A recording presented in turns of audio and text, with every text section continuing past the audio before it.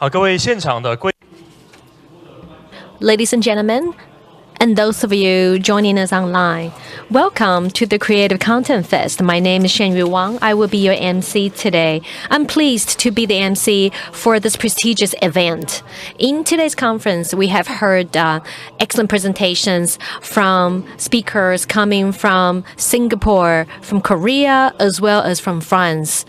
Across different time zones. They have talked about and shared with us their insights and expertise on the industry, as well as ways to tap into the international markets. Over the past year, Taiwan's content industries have put out excellent works that have drawn worldwide attention, and Taiwan has become a platform for the trading and the co-production of content industry. So here we are today. We're about to begin the second session of the International Conference, International Collaboration, Cross-Border Collaboration and Choice of Distribution Channels. We will be inviting the local industry professionals to talk about their experience in going global, in engaging in international partnerships and co-production projects.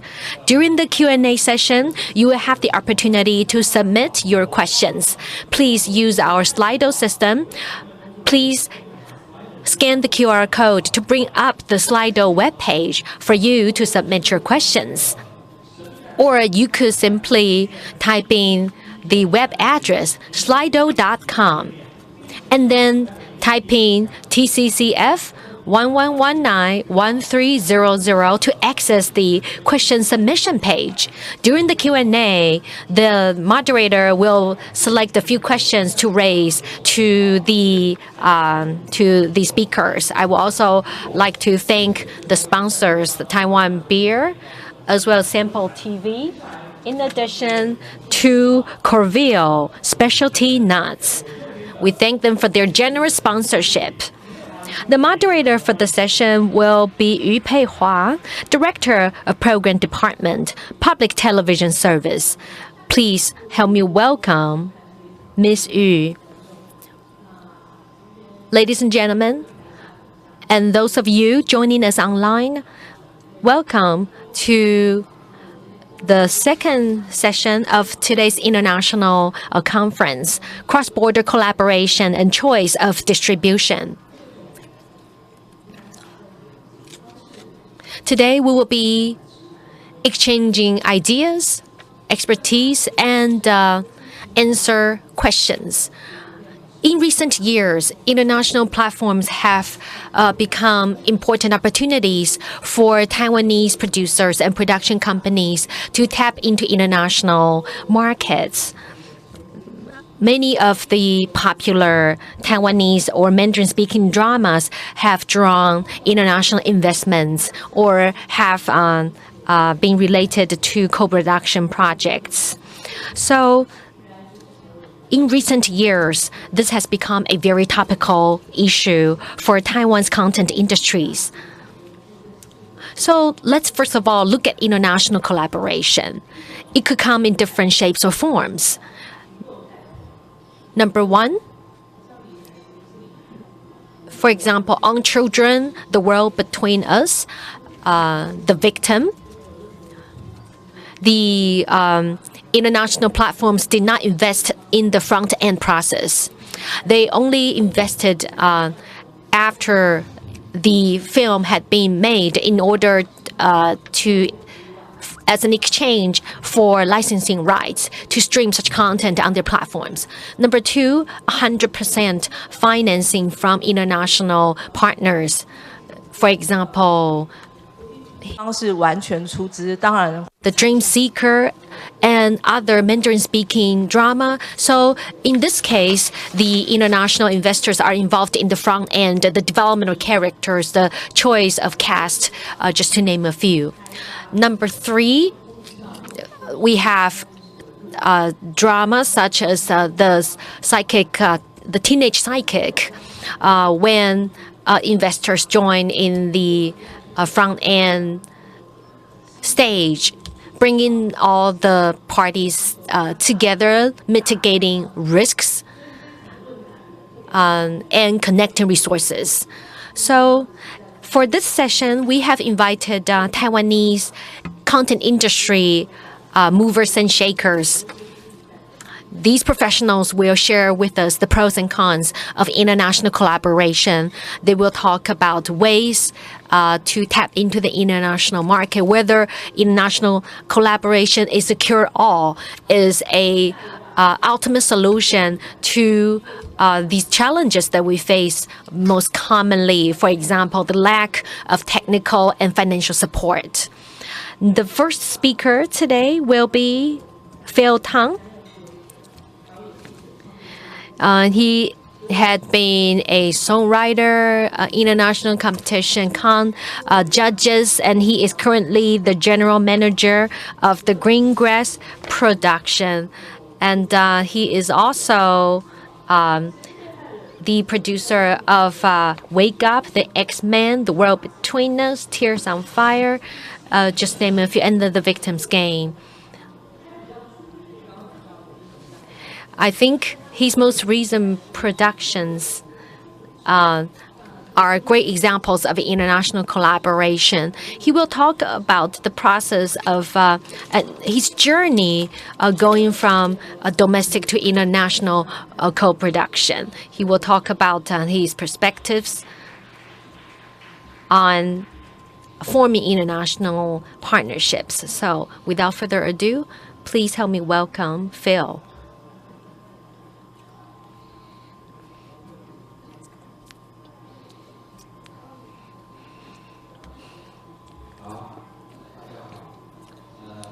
Good morning or good afternoon.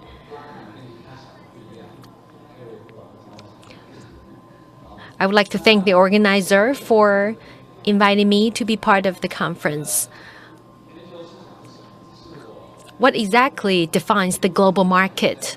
This is a question that I always ask myself. I've always loved Western pop music, pop culture. I have vast imagination about the world. I have always worked as a backstage staff. So I've always imagined what is it like to go on a world stage. It is highly contagious like the virus. It can be approached from the following angle. We are all familiar with the BTS, the pop group, the boy band from Korea. In 2020, its songs have been streamed 8 billion times, and its album has been ranked as the #1 streaming song according to American Billboard. And it has won the VMA Award, Billboard Awards, and the American Audience Favorite Awards, just to name a few. So BTS is a great example of Eastern pop culture going to the West. In the past, we have been receiving Western cultures, and now the tide has been turned, and we're seeing more and more Asian culture contents being broadcasted and being loved around the world. And between January 2014 and 2020, K-pop's share of listening on Spotify increased by more than 1,800%. Here are the top countries involved in K-pop streaming: the US, Indonesia, the Philippines, Japan, Brazil, just to name a few. Spotify has over 41 billion times of K-pop streaming numbers. 53% of K-pop audience is between 18 to 24 years old, with 73% of them being female. So this is a great source of inspiration. Over the past few years, I often think about how the Korean culture has moved mainstream. And now, when we think about platforms, we have these main factors. We have the platform, the fund or the financial resources, the audience, and the production company. I have been in the shoes of many of these actors. So I have I have written a script, and it was translated. It was translated into English, and I took the script to look for investors. That didn't go so well. However, with the world between us, we had a different approach. First, we had a screen. We had a screenplay, and then we did a field research. Then we created a teaser, a short trailers, and we talked to Catch Play, HBO Asia, to market, and then we had great results. I think in the process, it's important to focus on a big data analysis.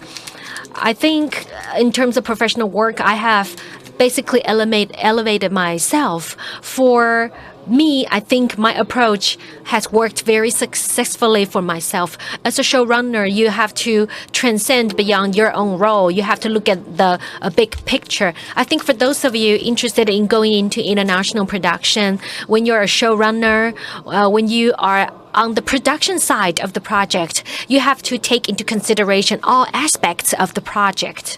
And this is a lesson that I have learned in a hard way.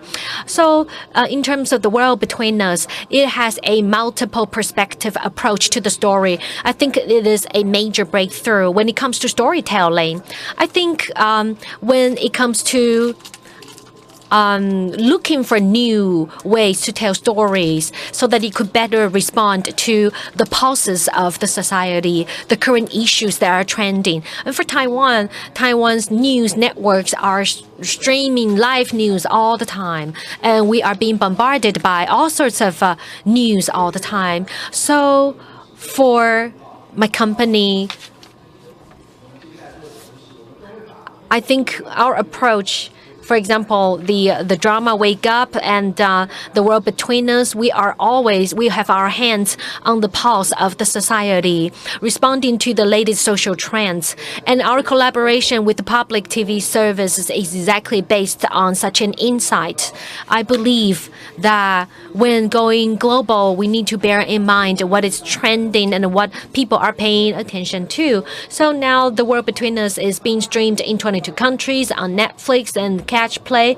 This is a drama that has been very warmly received. So the night when it was announced that the world between us has won multiple awards, we had already begun our work on the victim's game, working with Netflix. So for Netflix, we had made several proposals. None of them resulted in none of them came into fruition. But however, the victim's game was taken to the next stage. I think the world between us, we came up with the trailers and the teasers, and then the investors decided to invest. And then we bought the licensing right to the victim's game. So we decided to start doing our research. So I believe it's very important to focus on the original story. We have gone through several playwrights. However, we were able to obtain the development rights to the original publication.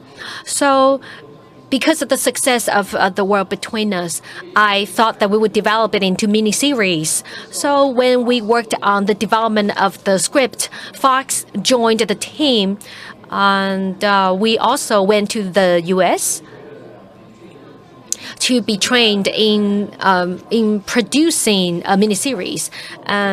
And then Fox decided to back out of the project because its relationship with Disney. So we decided that we would stick to the original screenplay, and we had faith in it. So Tiger Da and Liang Renxing, the two companies, decided to invest in us. And then after we showed the teaser to Netflix, the platform showed tremendous interest and then decided to invest as well. So at a later stage, we started working with Netflix, and then this drama was streamed on April 30th, 2020. I think it's important to echo with the trending issues of the society.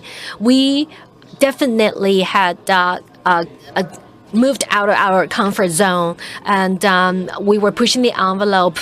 I think it's important to keep being at the forefront and the frontier of Mandarin-speaking TV drama. About I think this was December last year. We had a press conference to announce the launch of the Victims Game, and Netflix also announced that the Victims Game would be the fourth Mandarin-speaking TV drama that it invests in. And however, with the arrival of COVID-19, we were adversely affected because the various investment projects were canceled. I think it's very important to know the dynamics of international collaboration. Some investors are willing, different investors are willing to invest different to different extents, and then they have different approaches to international marketing and the PR campaigns, and they have their own imagination as to how branding should be done. Because of the COVID-19, we were not able to do any marketing. We decided to turn to social media. So the Victims Game is special because it is only live streamed on Netflix, and all the episodes are being launched at one time. So with such a cast, with all the episodes being put on the platform at one time, this is a new experience, different from what we had done before. So we decided to go for word-of-mouth marketing. So we used Netflix channels. So there's previews online. So we invited the people to come to the preview screening. For example, Ho Wen-yong, a renowned Chinese writer and book authors, best-selling book authors, they were all invited to our screenings, and they responded very positively and wrote rave reviews for the drama. And then we decided to do a lot of other online marketing campaign. We had completely moved away from the traditional marketing channel. We also worked with publishing houses to do more campaigns. And then we also created the physical workshops and games, hands-on games, just to create the buzz for the drama. So we have been covered extensively in major media outlets, whether it's in Singapore, Thailand, Philippines, or Canada. As you could see that we have great media exposure. After a while, according to this magazine, a media magazine of the United States, that the Victims Games has become Netflix's next new buzz, the next buzzy new crime drama. As you can see that they listed a rundown of the numbers from Parrot, and the Victims Game is ranked #1, being streamed on Netflix. So what I'm trying to convey here is that when you are engaged in international partnerships, you have to have a very clear vision. What genre is it going to be? What type of drama is it going to be? So that it would point you in a very clear direction. I think you need to be very versatile in terms of being able to do thriller, crime, and detective, novel, ideas, LGBT, gender, role-related topics are all very popular and trendy nowadays. I think it's very important to offer fresh perspectives and to look at what's trending and what's topical. That's the second. That's the first perspective. And second is original and IP development. For the investors, they want to be able to scale up. They want to be able to expand. So when your IP can be expanded, when you have the first season, second and third season, you are doing economy at a larger scale. You are creating adhesion and strong audience engagement. Therefore, when you are able to use local content to engage the audience and to extend the life cycle of that IP. And this also comes down to having a good script and being able to put together a good and professional team to make it happen. I think for any companies working in Taiwan, seeking partnerships with the international platforms, these are the basic prerequisites. I don't need to dwell on it too much. So it's important that you find something that's original, something that could extend the value of the IP. This will help you tap into the international market. So for our company, for the greener grass production, we currently are working on adapting a Japanese novel into another TV series, and Netflix is investing in it as well. And another point I would like to talk about is the importance of attracting OTT platforms in investment. For them, they have a lot of members and they charge for the memberships. Of course, they also have revenue streams based on the sales of advertisements. However, the huge membership fees are the foundation of their revenues. So it's very important for you to know whether your collaboration is exclusive. So the platforms will be interested that because your content can only be found exclusively on a specific platform, that will increase your bargaining power.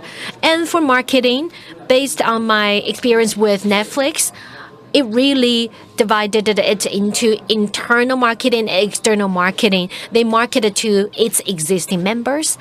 They really focus on pushing it using big data to reach out to the existing members. So these are the people who are already watching on the platform based on their understanding of the audience preferences, based on the big data analytics. So what's popular in Japan and what's popular in a specific region, so that they could decide who to market the content to. So Netflix looks at the member campaign from a very technological and data-driven perspective. And for external marketing, they really focus on branding. Netflix has very large-scale campaigns, and it also values the feedback after the program is launched. When it sees that there's positive feedback, then it decides to up the ante in terms of the investment. Coming back to marketing, I feel like working across disciplines is extremely important. For a lot of the projects that we've been working on, 2049, or for example, The World Between Us, or for example, Nowhere Man, we need to work together across different disciplines. That includes working with the special effects teams.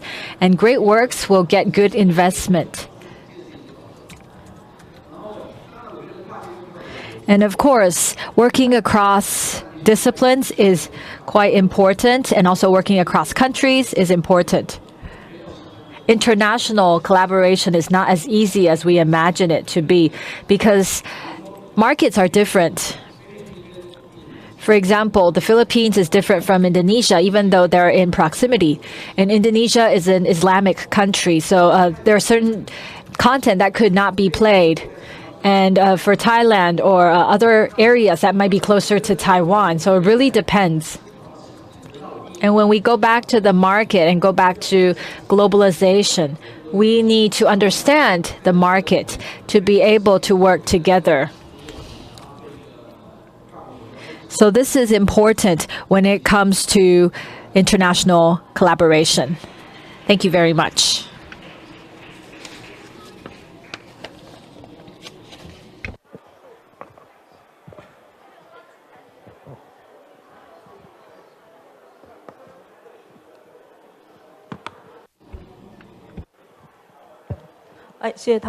Thank you, Phil.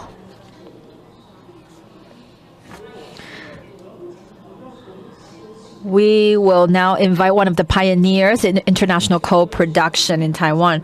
2017, HBO Asia worked together with the International Department of PTS on The Teenage Psychic, and the producer, Jessie, is also here today. So this co-production broke records, and it was the first Mandarin TV series for HBO Asia in Mandarin.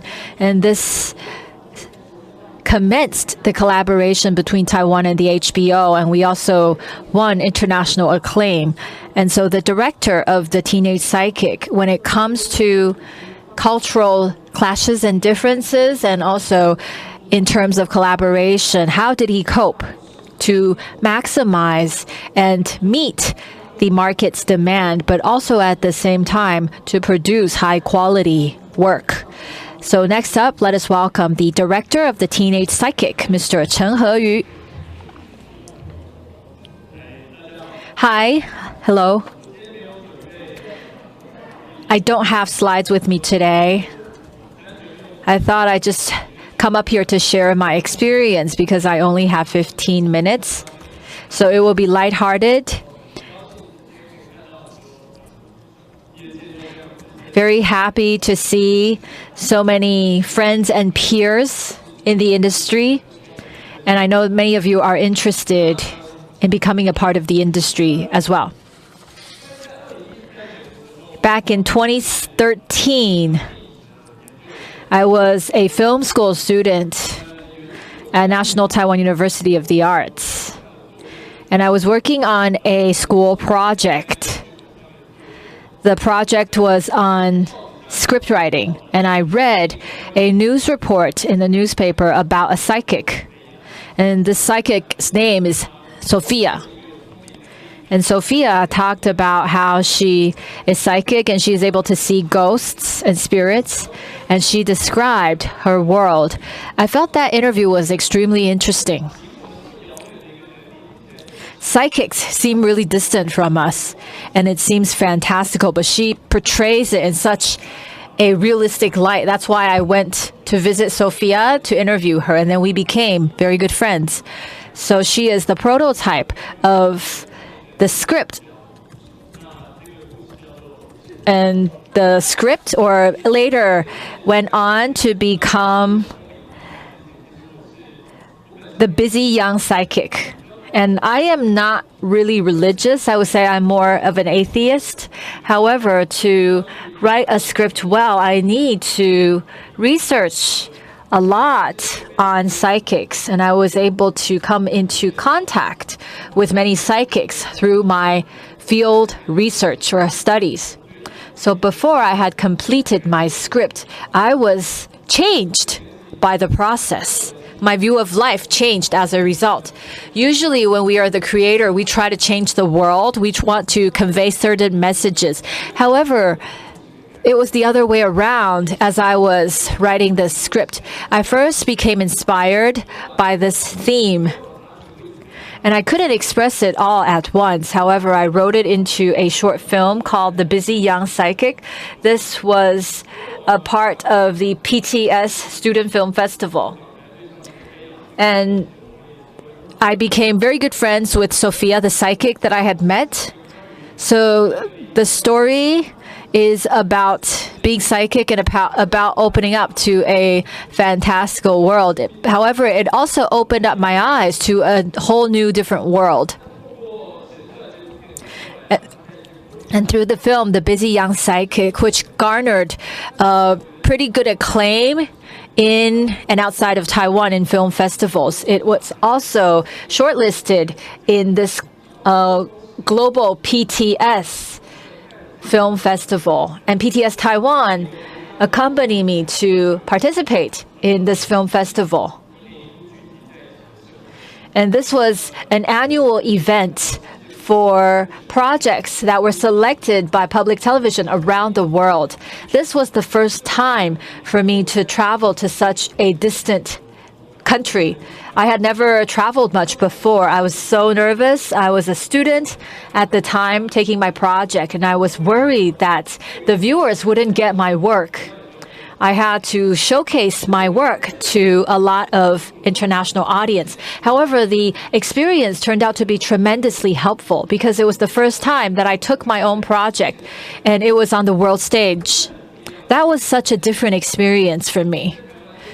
Usually when we work on topics related to psychics, it may be quite normal in Taiwan. However, at this international film festival, everything that I took for granted were fresh to other viewers.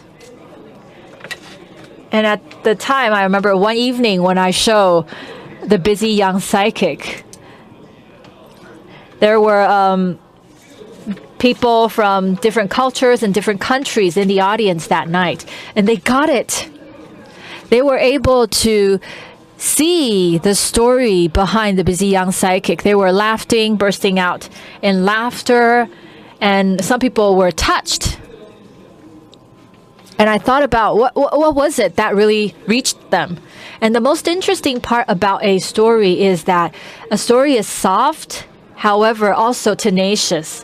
It is a medium that crosses boundaries, races, languages, and culture. And in the post-screen Q&A, there were members of the media that put their hands up and asked many questions. I asked them, did you get the story? Because it's a local story about folk beliefs. And I think there was a Canadian or American journalist that said that he is an Irish Catholic, and he said that in Irish Catholicism, there is a very similar story. And I felt like that was hilarious. The story was hilarious because the way that you mock folk religion or beliefs is really interesting. So even though I was telling a local story from Taiwan, the viewers could really identify with it. It really struck a chord with them. And I also talked to the programmer at the film festival. I said, did you get the story that I made?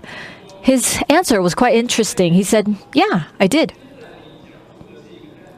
Even though you're talking about an Asian story about your folk belief, he felt like it was a coming-of-age story for a teenage girl.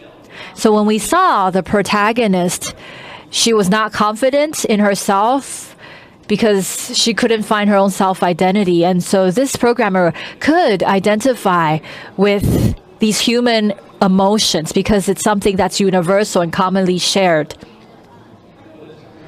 So everything turned out to be different than I imagined. When I took my story global, a lot of the elements that I took for granted made me different. And then after The Busy Young Psychic garnered some attention in the international festival, through PTS, we knew that HBO was trying to develop new content in Asia. They had been doing so in Indonesia and also in Thailand. However, they were hesitant about going into the Mandarin market because they felt like there was still a gap there. So through PTS, we submitted The Busy Young Psychic to the decision makers in HBO, and they became interested. And some people asked me, why was HBO interested? Why did they choose to work with a young director? And why the teenage psychic? And I was inspired by this experience. Usually when I see content that is able to cross national boundaries, usually I see a common denominator.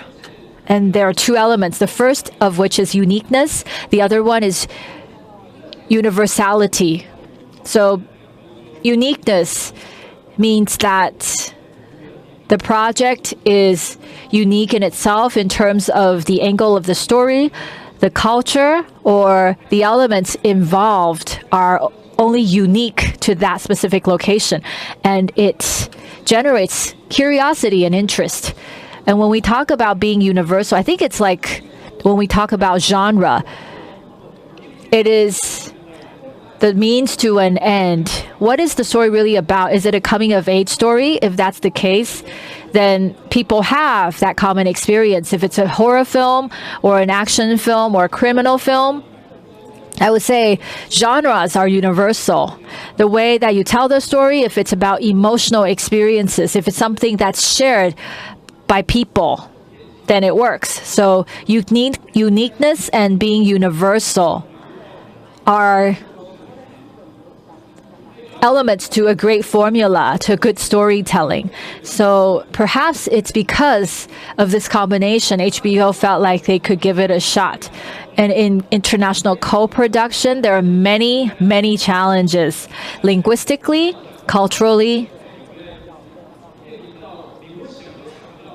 and things just happen unexpectedly when it comes to legal regulations. It's hard for me to cover everything in 15 minutes. It will have to take me 2 hours to talk about the challenges in international co-production. But when we were working with HBO, we had Chinese investors that wanted to invest the busy young psychic and make it into a feature film. So we were at a dilemma about whether we should work with HBO to make TV series or to work with Chinese investors to make a film. And actually, the Chinese investors offered us more funding compared to HBO. But after talking to my producer, he said something really important about the freedom to storytelling.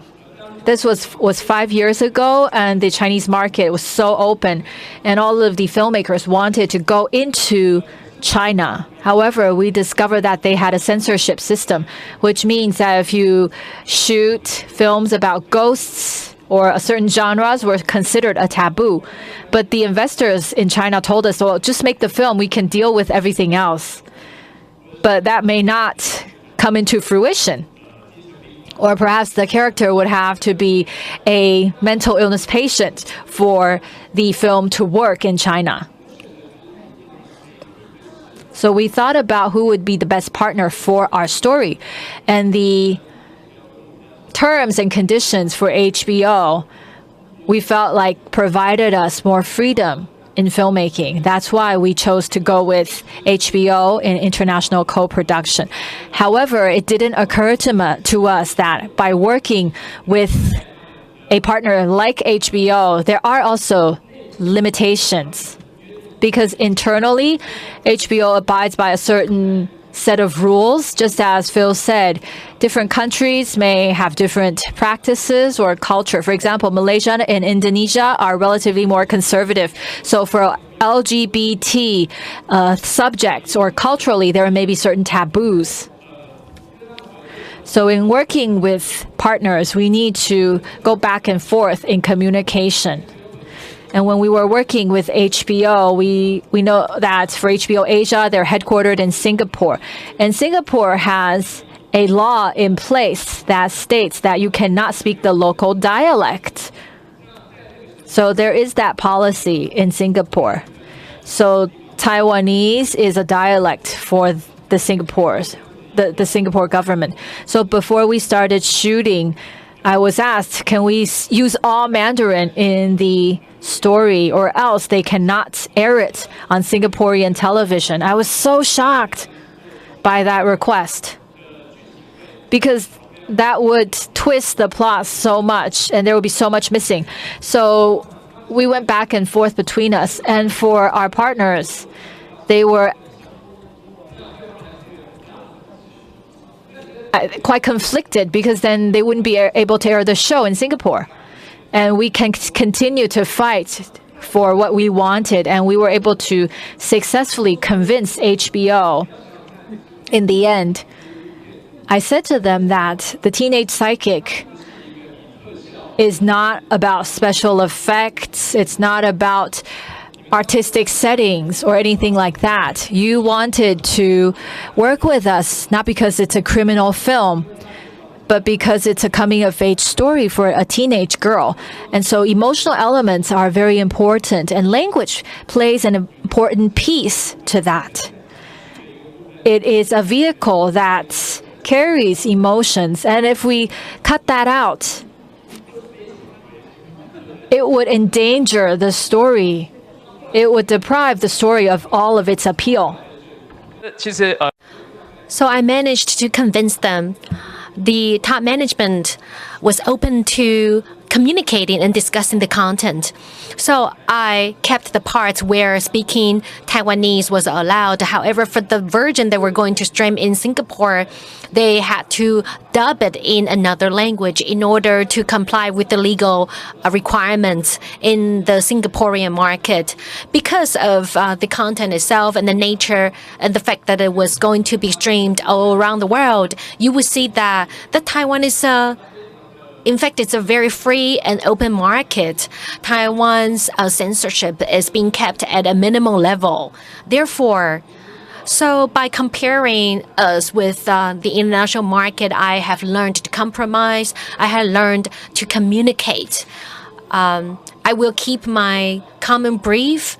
And what I'm trying to convey here is that the process itself is very communicative. It's about arriving at a consensus that different parties are satisfied with. That is beneficial to all the stakeholders.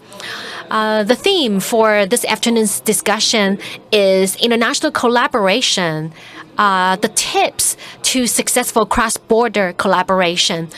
Based on my years of experience in international collaboration, I think that there is a common theme when it comes to communicating and discovering the needs of different investors. They all have their aspirations. Different countries and markets have their own regulations and regulatory limitations. And there are even a lot of limitations when you work with domestic investors. I think at the end of the day, it boils down to the story itself. Is it captivating or is it convincing enough?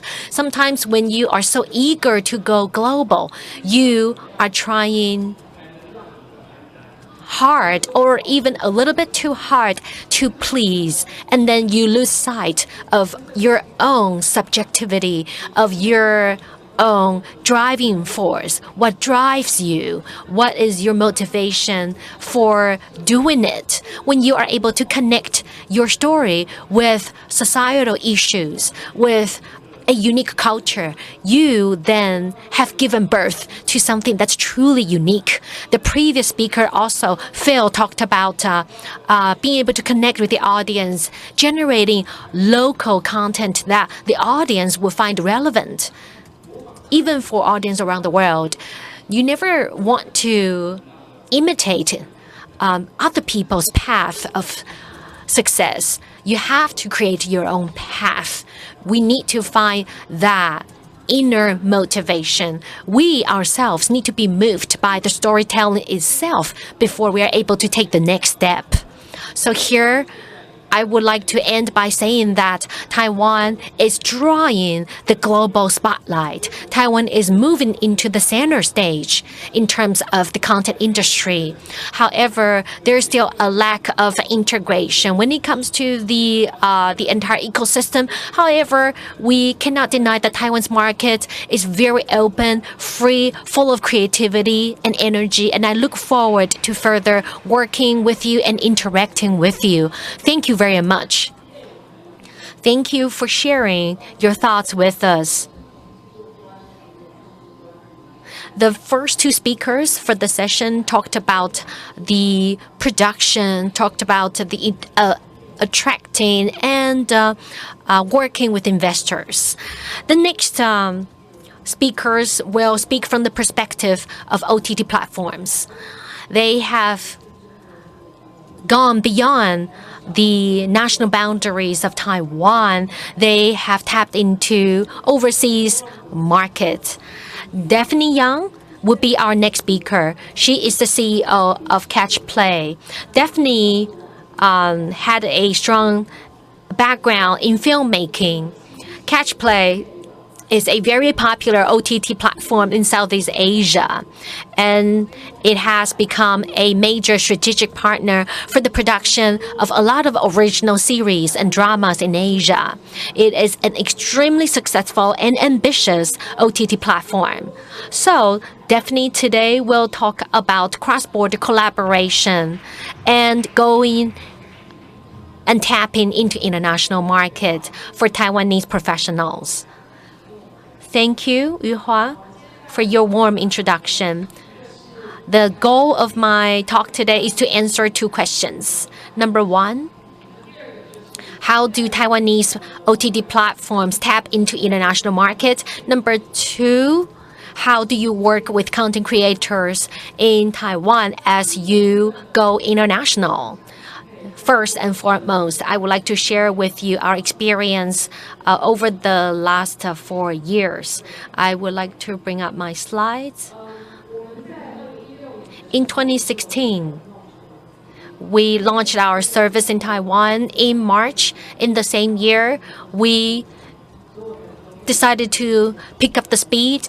2016 is a year where OTT platforms are all moving fast to expand. When we first got into the market, our goal was to tap into international markets. I think this is not really a question of whether we want to, or rather it is a question of what to do in order to survive. So without being an international platform, an OTT provider will find it to be very difficult to collaborate and to create and develop contents. So we decided that we were launched in March in 2016. In June, we went to Singapore and Indonesia. We launched in these two nations, and then later that year, we launched in the third country. So we decided that we want to get return our investment and accumulate vast experiences in operating international markets. It is also our goal to enter the 6 countries that are under the ASEAN, the Southeast Asian Country Association. So who are our target audience? The Southeast Asian markets are very different from Taiwan, so we did not want to answer this question from a purely Taiwanese perspective. We decided that we need to find common ground. The Southeast Asian is home to a population of 600 million people. Therefore, many of our learnings about the South Asian is their GDP is $4,000 per year. There's a lot of immigrant workers from Southeast Asian in Taiwan. Would they be able to afford the service? So we had to do a lot of field research. The 600 million market in itself is big enough. So we don't need to target everyone in this market. We only need to target the top 30% of the economic pyramid. This market represents 200 million people in Southeast Asia. These people have a more dispensable income. They have broader internet bandwidth.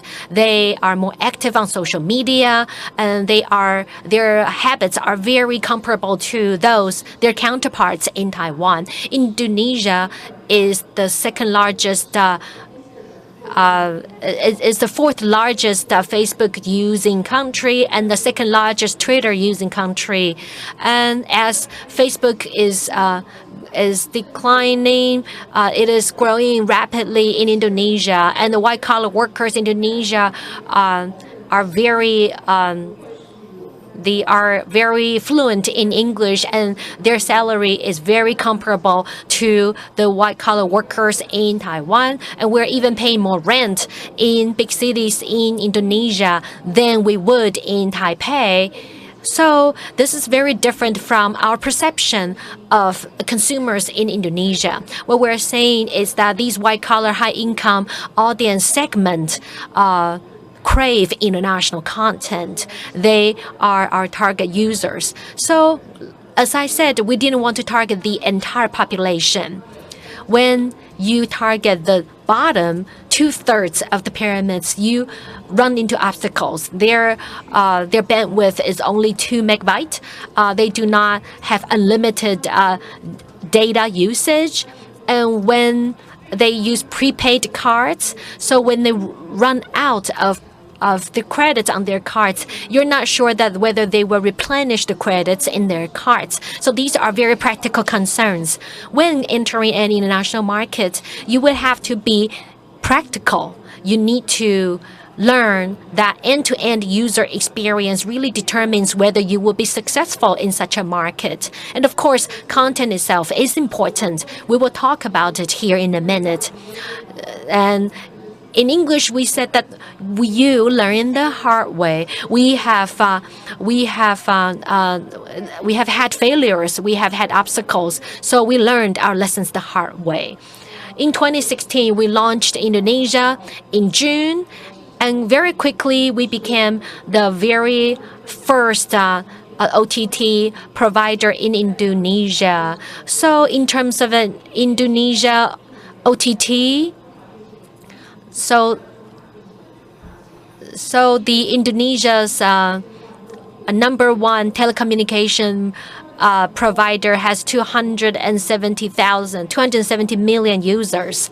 So through their service, we were able to deliver catch play. We were very lucky to enter the market at an earlier stage. We are the number one OTT partner for the largest telecommunication provider in Indonesia. Each year, we are growing by 100,000 members on a monthly basis each month.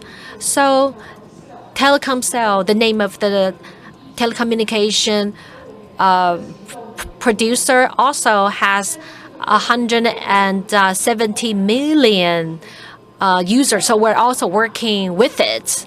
So we also learned our lessons the hard way. Sometimes when you feel that you're working with someone who has a lot of members, but market penetration was hard because this company has a membership segment that each month that people pay about $1.5 on their phone credits. However, our service is about $5.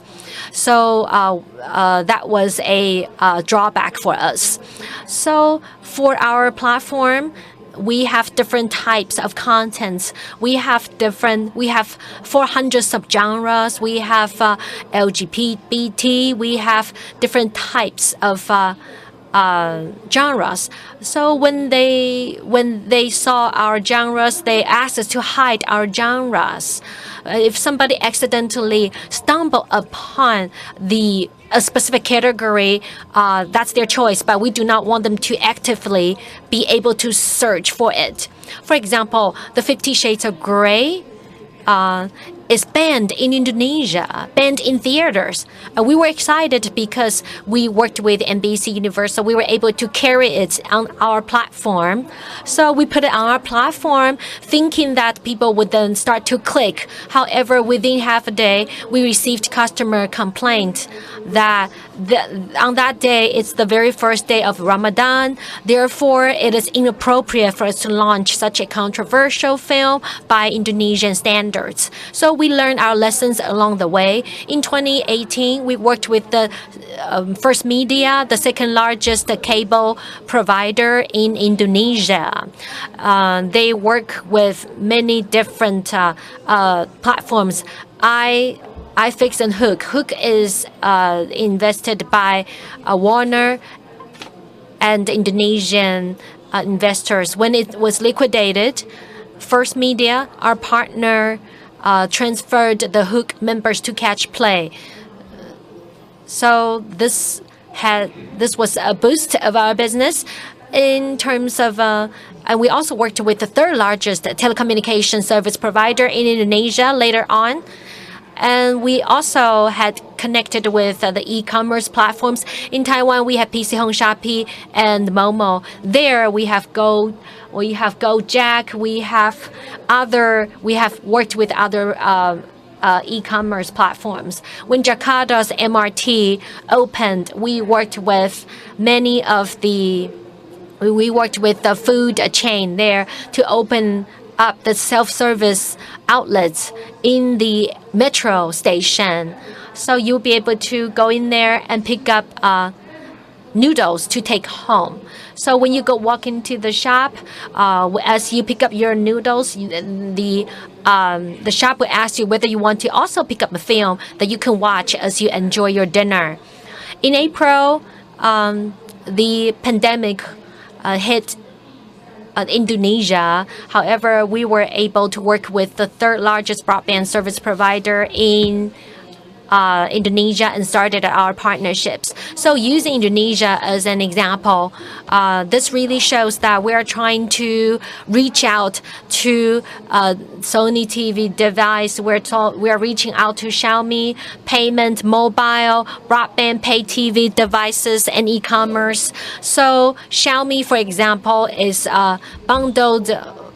bundled with payment methods. Xiaomi has 16% penetration. Today it has 30% penetration. We're working with other banks in order to connect with other payment methods so that people could pay online. People pay at the MRT, go pay, paying online. It's equivalent to their WeChat wallet, electronic wallet. So we're connecting with all these payment platforms.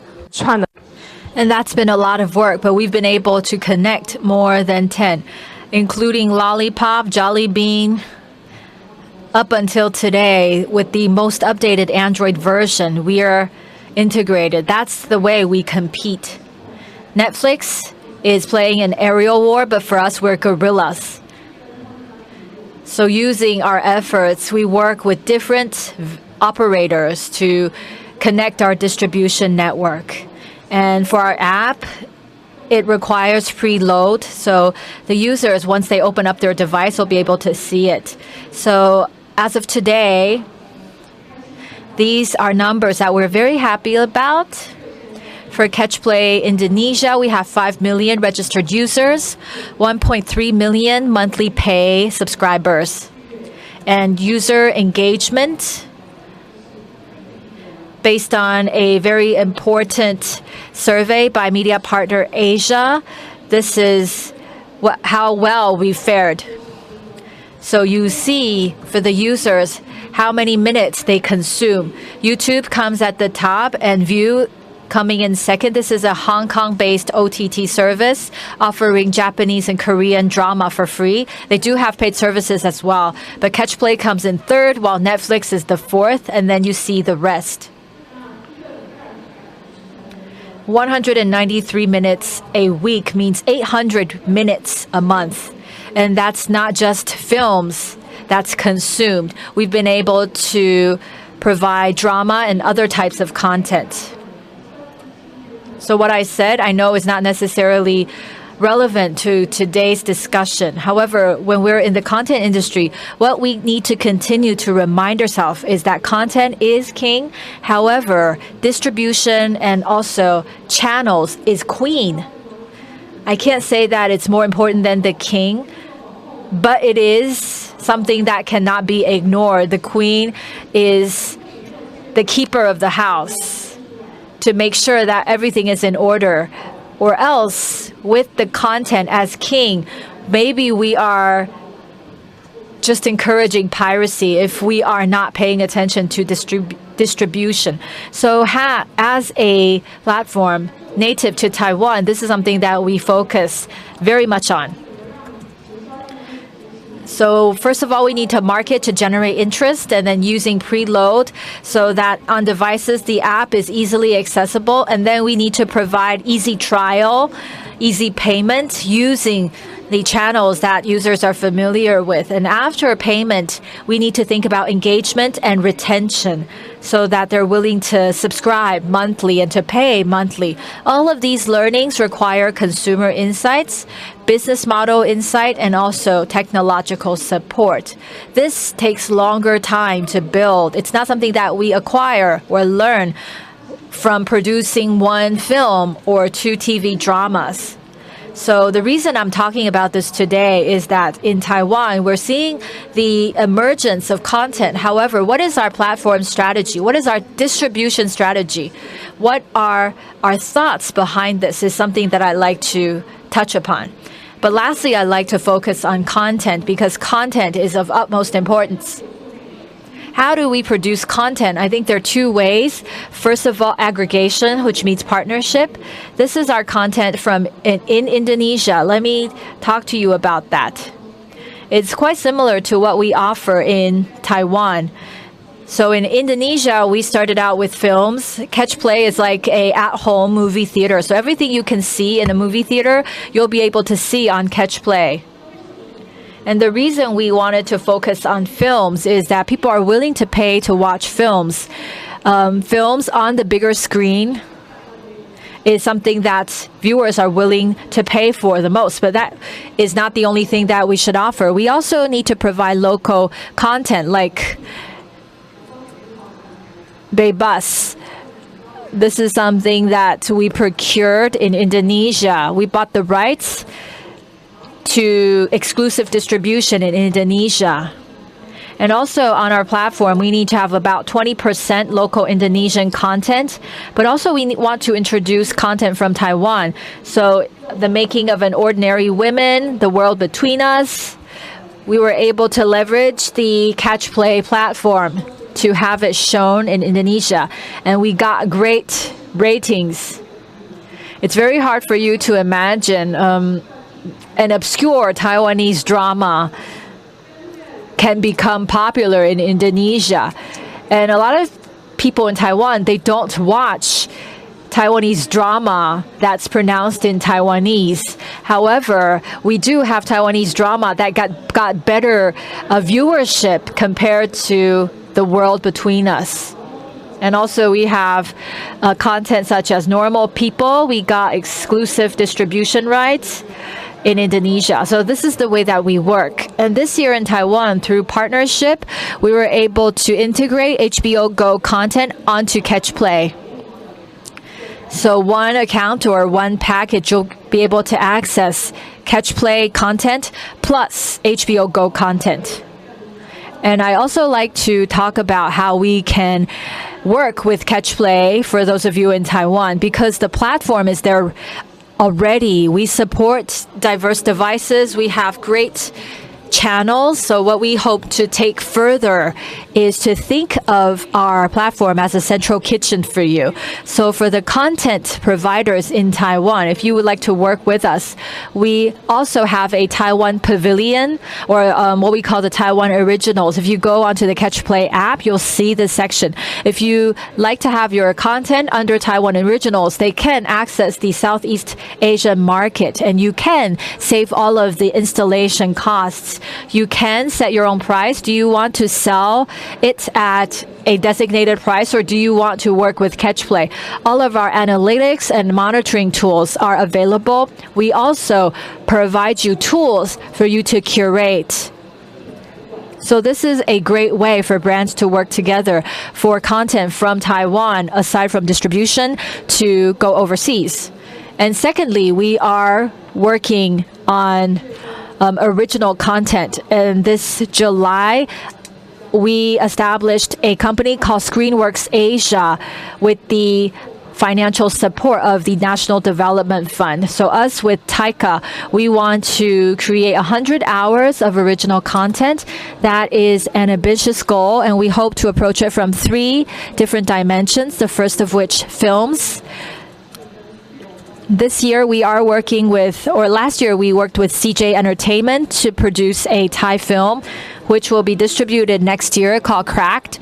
And for mini-series, there are 2 projects ongoing. The Making of an Ordinary Woman 2 and 1 other mini-series.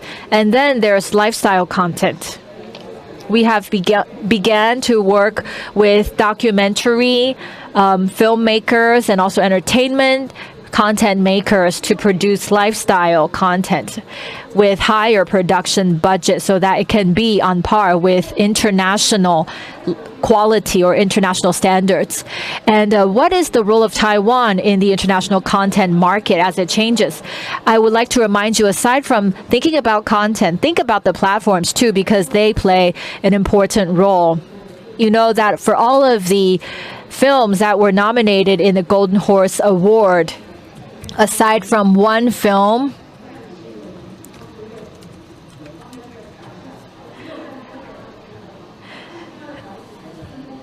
actually, there is only one or two that could be seen on Netflix, and for the others, you don't really have access to them on platforms. And given COVID-19, a lot of the films cannot be shown in cinemas either. However, you of course you can sell to Netflix, but if that becomes the norm, or if this kind of model becomes more frequent, would you be able to control your own fate in the market if all you can do is to go to one platform? So that's something I think is worthwhile for us to think about. Thank you. Thank you, Ms. Yang.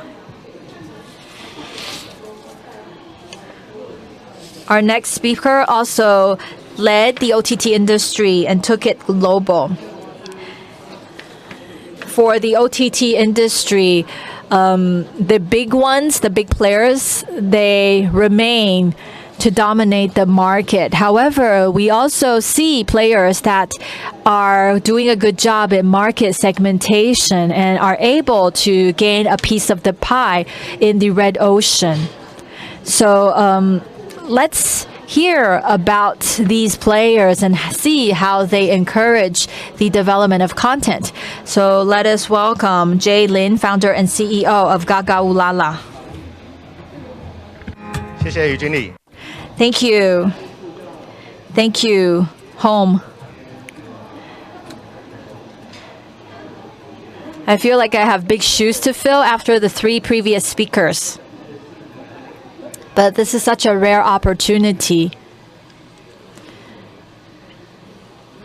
We don't see occasions like TCCF, and I'm very happy to see those of you here and also online. I would like to take time to talk about the journey for Gaga Ulala and also Gold Studios. I'll talk about our distribution channels and our strategy and how we've been able to build our ecosystem. And I'll also cover, when it comes to production and co-production, how do we harness content to become competitive in the market? It may be mainstream or less mainstream content that we refer to. First of all, Gaga Ulala, for those of you that are not familiar with us, we are the first OTT in Asia, in Taiwan. Right now, we have about 700,000 registered members, and we have established presence in 195 countries. We have over 1,300 films from all around the world. These are films that are, or content that are LGBTQ focused. As a smaller scale company that focuses on market segmentation, we know that we need to expand outside of Taiwan to be able to survive and thrive. And so in 2017, we decided to take it global into Southeast Asia. And in 2014, I started with the International Queer Festival in Taiwan, and a lot of the viewers ask whether they can access these films because they cannot see these films on television nor cinema. So they're asking about whether we can access this kind of content on streaming channels. So that's how we came up with the idea of Gaga Ulala. We wanted to showcase in Taiwan, Hong Kong, and the surrounding regions the content that cannot be accessed. And in 2019, we opened up South Asian market. in India and other countries in Southern Asia. And also in 2020, aside from China and also North Korea, we became available in the rest of Asia. And this is our member ratio by country globally. And I think we'll see a big change next year. Taiwan is the market with the largest share, but following that is the Philippines, Thailand, and Indonesia. But for others, including English-speaking countries, that portion of the pie is growing. For Taiwan, the Philippines, and Thailand, it accounts for about 80% of our subscribers. And in the beginning, we focused on serving the LGBTQ sector. However, we also started offering BL. I won't go into details about what that is, but LGBTQ plus BL largely increased the number of our subscribers, not only in Asia, but also outside of Asia. And I think for the BL subscribers, they are sometimes transcending the LGBTQ subscribers. And last month, there was a report launched by Netflix saying that 84% of the viewers in Taiwan have watched LGBTQ content. And about the same percentage, about 84%, feel like LGBT stories or content can change or shape people's perception of this population. So we are going more mainstream today. For the LGBTQ population, they will feel like through our platform, their family members or the ones close to us can get to know better their way of life. So we are going more mainstream. Next week, we will be working with the European Union in an European film festival, and all of these films can be accessed on our platform. And next month, we'll be working with Cinema World, an Asian network. And then a lot of the films from around the world will be streamed on our platform. Next, we will be working with Unifrance. In February, we had My French Festival, 20 different films, some LGBT and some mainstream. Mostly French films are being streamed on our platform. So we're going from a specific niche market to a more mainstream market. As far as our library, we started with 300 films. Now we have about 1,300 films, and we are also increasing the number of our original titles. We had only one original title when we started out. This year, we will have about 12 original titles, and we'll be adding 2 original titles each month to our platform. When it comes to coming out on top in a Red Sea competition scenario, you not only have to focus on distribution channels. We established this channel. We established this platform, the payment connection, big data, analytics, going to different markets, and recommendations, algorithms. We established all these systems in-house over the past 3 to 4 years. Distribution is queen, content is king. However, as a king, we are very small in terms of our scale, especially when you compare us with Netflix. But we have our own communities. We are in the niche market. In 2019, we have a Go Studios, GOL Studios. This has helped us to identify talent, screen, playwrights, and producers, and the channels and brands. Interesting production projects are being brought to our platform. Those who are suited for the way we are, our scale and our styles are being brought to our platform. We also did a lot of financing. Sometimes we do gap financing. Sometimes they just need the final push in terms of having the enough financial resources to get the project done. So that's also what we do. And then their contents are streamed on our platform as well. I will talk about the GOL Summit here in a minute, but I just want to say that for a lot of content creators, we are creating a distribution channel. We are being a self-media. We have 4 parallel lines of development. We have game and news, which is called Gaga Tai, and then the second is for Lala Tai, which is for lesbian audience. That's hence the name Gaga Ulala. And then we have the Haha Tai.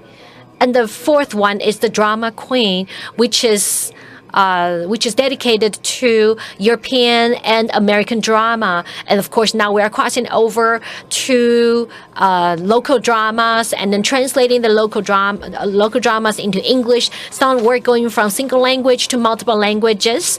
And we also, like I said, we have a news emphasis as well. We do this through partnerships. When you're small, you have to collaborate. Over the past few years, we've been supported by the creative content agency so that we're able to reach out to the LGBT communities. We are also working with local and international LGBT communities to bring more and richer contents to the platform. And we are also one of the co-founding members of the LGBT equality platform. So we're using this platform to help other countries, such as Japan and other Southeast Asian countries, to launch social movements to advance LGBTI rights. There's Quibi, Disney Plus. There are platforms. There are hundreds of thousands of our sizes. However, we still have our very loyal fans. Our business model should focus on pink economy. What I mean by that is that in Taiwan, we are working with other SVOD platforms to bring our original contents for relicensing. We are relicensing them to other platforms with more members. And for example, in Thailand, we also work with Line TV in terms of AVUD. So we're tapping into this market with already 60 million subscribers and offering our content to such a huge market. So we are linking, connecting, and collaboration. We are using PVOD and SVOD to push and to market our original titles in order to increase our business revenues. In terms of the U.S., I think I'm maybe giving you too many details. In any case, we are trying to go international. A few years ago, we established our own e-commerce platform. So that was at the time when we had about 1 million subscribers. So we are also connecting offline, online activities. So we have BL fan meets. At the backstage, we're able to see everyone's demographic data, all the members' preferences, where they are from, their localities, so we could push and give them information that is targeted and that is tailored to their needs and preferences. So now I would like to talk about leveraging production to gain market entry. I have 4 points to mention. I think we have talked a lot about partnerships today. In terms of festival, this is a very strong focus. We sponsor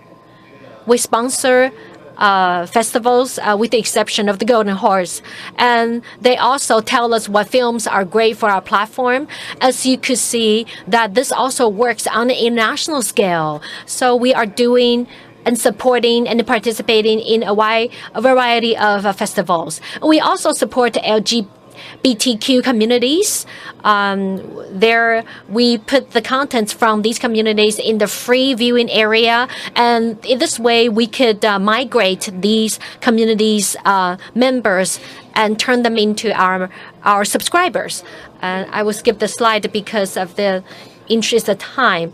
So as a Taiwanese company and Taiwanese platform that is constantly seeking to go global, we need to take it one step at a time. I think the core is to put our feet down in Taiwan. And I also think it's very important to go to other countries as well in order to focus on sustainability of the future development of the platform. So in 2019, we went to the Philippines and Thailand. We were working with the producers and directors in these two countries in terms of documentaries, short films, long films, just to try things out. In October, in the Philippines, in Thailand, as well as in Taiwan, we produced three different films. In the films, we incorporated Taiwanese, Filipino, and Thai elements and styles, so that when we further develop the IP, there is already embedded international cast, so they could go local as well as international. We have planted such seeds so that we are already planting our feet firmly in these countries. Next, we're going to Mexico, the U.S., Japan, because Mexico is a market of 580 million people, and we also hope to expand to Europe, U.S., Mexico, Korea. Some of our co-productions have been nominated for the Best Emmy Award for the Best Documentary. So as a global platform, we're not limiting ourselves as as only operating and getting into the Taiwanese market, only telling the local story. That would be a dead end. For us, it is extremely important to work on interesting new projects, to connect and to reach out, because human emotions have universal values. So in content categorization, we believe that we need to look at it in four aspects. For documentaries, we believe the core is access. Therefore, we need to use documentaries for the viewers to access key opinion leaders, Queer Asia, the Philippines, Japan, Hong Kong, and Vietnam, bring in different documentaries for enhancing brand and community integration. And for short films, we work with different producers working on different topics. Is my time up? Please, I need one more minute. So through these short films, we are able to test the market, to collect big data. By working with different producers, we think about how whether it's possible to continue working with a specific producer or director. And for features, I have listed these theatrical feature films that have been awarded accolades in international film festivals. I think through this series, which is the last category, we would like to enhance our subscription retention in addition to expanding IP application. So whether it's different nationalities, different genres or formats, all the lines are blurring. Therefore, we need to be able to put together a win-win partnership. Thailand, the Philippines, we need to get to know the local influencers, to get to know the ecosystem, the channels, the platforms, being able to have a deep understanding of self-media, our channels, the entire ecosystem, and the supply chain. Lastly, I would like to mention that on Monday and Tuesday, we just launched the largest LGBT online filmmaking conference. We invited opinion leaders from around the world to share their ideas with us. And we also had our first GPS looking for the next wave of interesting queer stories. There is about 120 proposals. Tomorrow we'll be announcing the final winners. So for these activities, we will continue to launch them, run them for better audience engagement. Between November 18th and 24th, we have a series of original movie screening every single day. These are our original titles. We're working with YouTube to expand the reach of Gaga Ooh La La. Finally, regardless of nationality, we could all work together. So for years to come, particularly in 2021, let's collaborate. Thank you. Thank you. With that, we conclude the individual presentation. We would like to invite all our presenters to go on stage to participate in Q&A. We have received quite a number of questions, so I hope that we will make the best of our time to get our panelists to answer some of the questions. So Phil Tang, the first question is for you. Sometimes you shoot first in Taiwan, then you try to sell to platforms. So what is a suitable budget for shooting first so that you're not over investing? I think it comes down to what genre, what material you're working with. There really isn't a fixed number. You can make something short, something light, but extremely stylish, extremely special. If you're seeking to license it, the fees are not extremely high. To be honest, I would say 10, 20,000. I'm talking about Netflix. Of course, there's other platforms. So you could think about it from this perspective. You're investing in something that's 2.5 or 3 million short film. That's how much you invest in Taiwanese dollars. That would be reasonable. That would be that would be 100,000 US dollars. Recently, I worked with the with the Singaporean production company. Usually for Taiwan, you said you shoot 7 days and you get 1 day off. People are overworked. People are very exhausted. But in other countries, you shoot 7 days, you take 1 day off, or you shoot 5 days, you take 2 days off. If you give everybody more days off, you need more budget. But this is something that we want to do. I think this has a lot to do with the general industry-wide practice. So if you can have more budget, you can provide a better work environment. We want to be like Malaysia. You shoot 5 days and you take 2 days off. For those of you shooting in China, you need to come up with 60, 80 episodes in 2 months, in 3 months. That sounds really unfathomable for us in Taiwan. So people are working all the time. Sometimes when we shoot in Dadaocheng, in Lugang, the traditional historic town, so sometimes there are a lot of variables. There's noises coming from the temple festivals, making post-production extremely hard. So when you try to shoot in Taiwan, maybe we could give it a try. We start with something that's 30 minutes. Not a lot of episodes, because this really creates a lot of pressure for the investors. This is a new concept. For example, you do something that's only like a 30-minute mini series, only 6 episodes. You test the market, you test the water. This has been done many years in overseas market. If you are new to the industry, if you have an idea, give it a try. Short episodes. For Director Chen Heyu, what is the decision-making process in international co-production? How do you reach a consensus? I'm sure that when you talk to your investors about the script and making other decisions, do you encounter such problems? Where do you get the green light? How do you get the green light? Also, when you talked about uniqueness, How do you find uniqueness in life? In the interest of time, I'll be brief.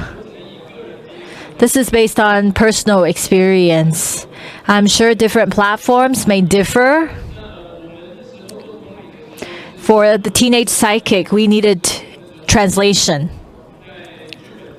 So during the script writing phase, we had the Chinese script first, and then we had it translated into English. And then we will have the comments translated back into Chinese again. So it was a lot of back and forth. And our partner also came to Taiwan. We had face-to-face meetings. And I think that's the best way to go about it, because if you have anything, you could air it right there, right then. And in terms of the language communication, that may take more time. Other than that, I think it's pretty much the same. It's all about building trust. And how do you build trust? It has to do with how you present yourself. I remember for HBO, they had reservations, or they were curious about what the teenage psychic will look like. They had watched a lot of Taiwan drama. They said, is it going to be like the drama on PTS, or what is the style going to be like? What is the image? What are the images going to be like? We needed to be persuasive in responding. So we needed to come up with ways about how we'll film and how we interpreted the script to present to HBO. So it all boiled down to the core of the content.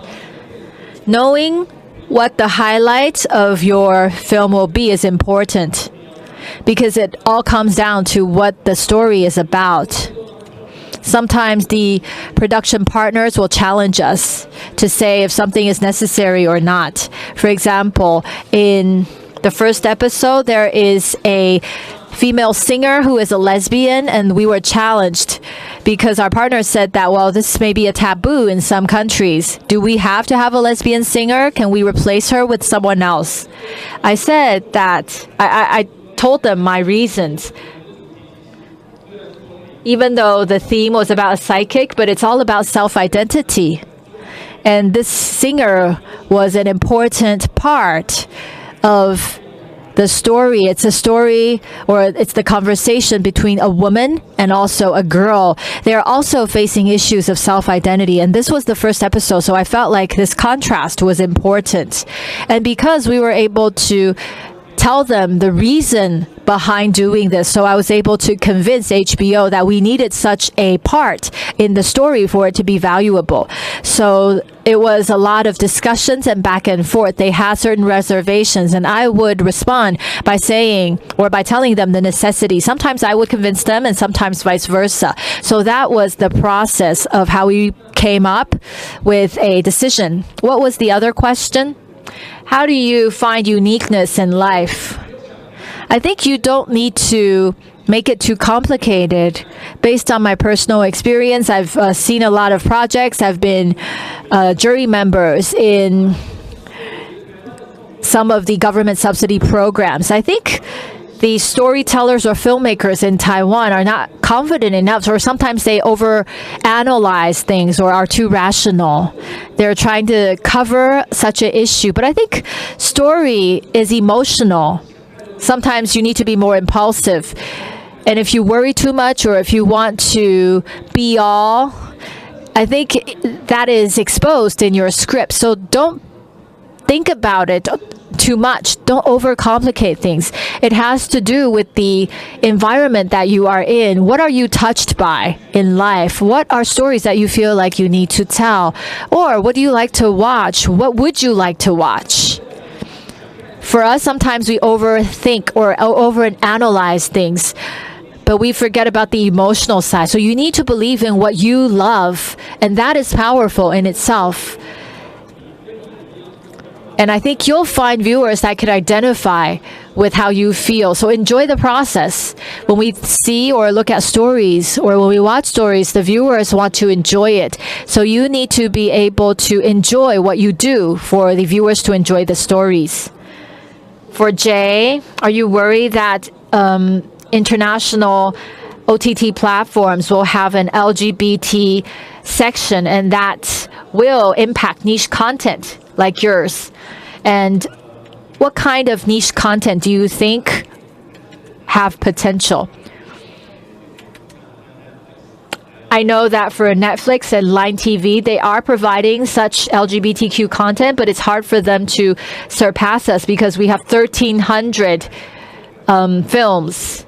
And we've been at it for 6 to 7 years, and we've worked with film festivals. And us, we're very close to the LGBT community. We work very closely with directors and also other partners. So in market segmentation and also in the mainstream market, I think it's hard to replace such a status.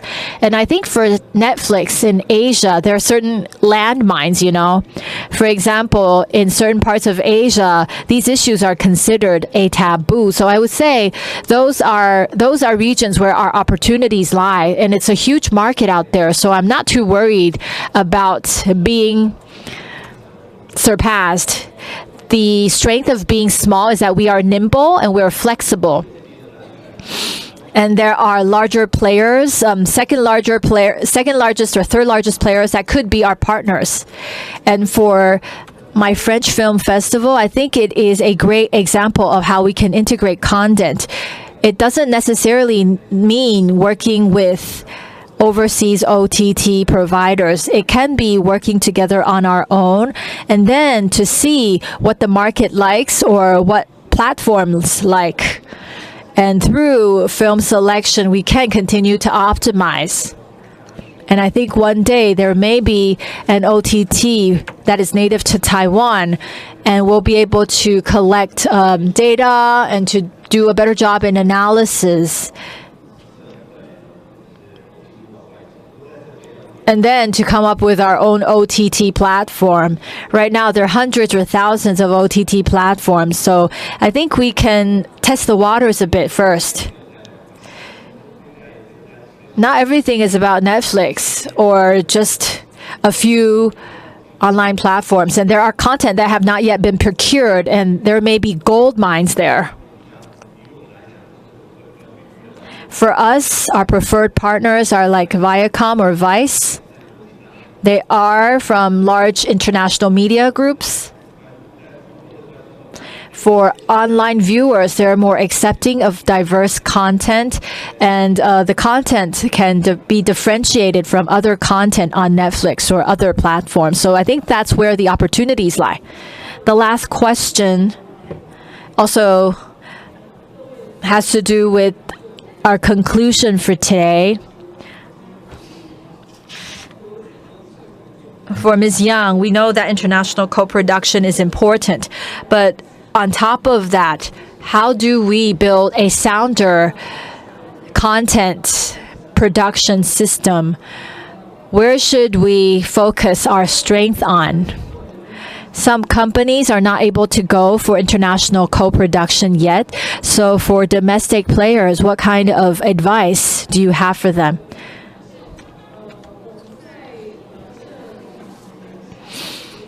In the past couple of years, we have gone into original films, but also series. We were very lucky to get the global distribution rights to The World Between Us, and we're looking at how this kind of series can be accepted in the global market. But it all comes down to the script.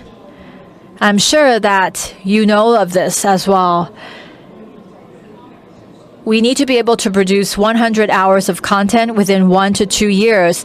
The funding is in place, so that's not a problem. But we struggle a lot of the times with what the script will look like. Maybe the script is not good enough for us yet.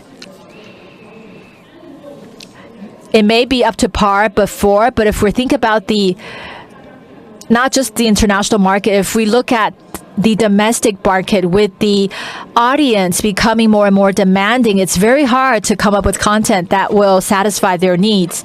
And for the filmmakers in Taiwan, in terms of script development, we lack the talent. There may be great producers and also people who have had great international partners, but we need good scripts.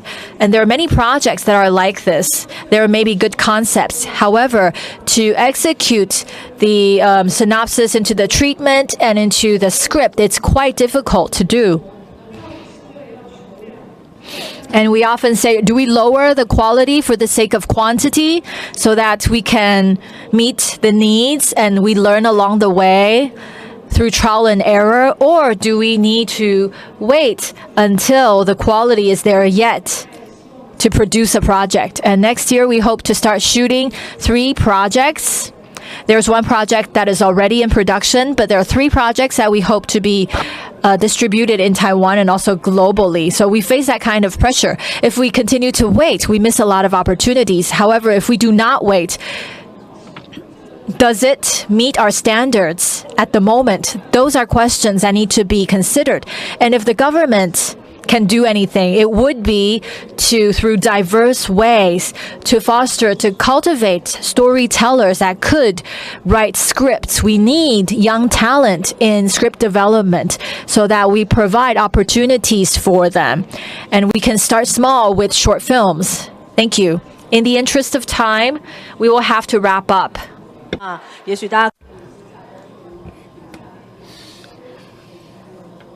We will now wrap up the session, and we thank you for joining us today. Please remain on stage for good photo shooting. 台前来，我们补一个大合照合影的画面。好的。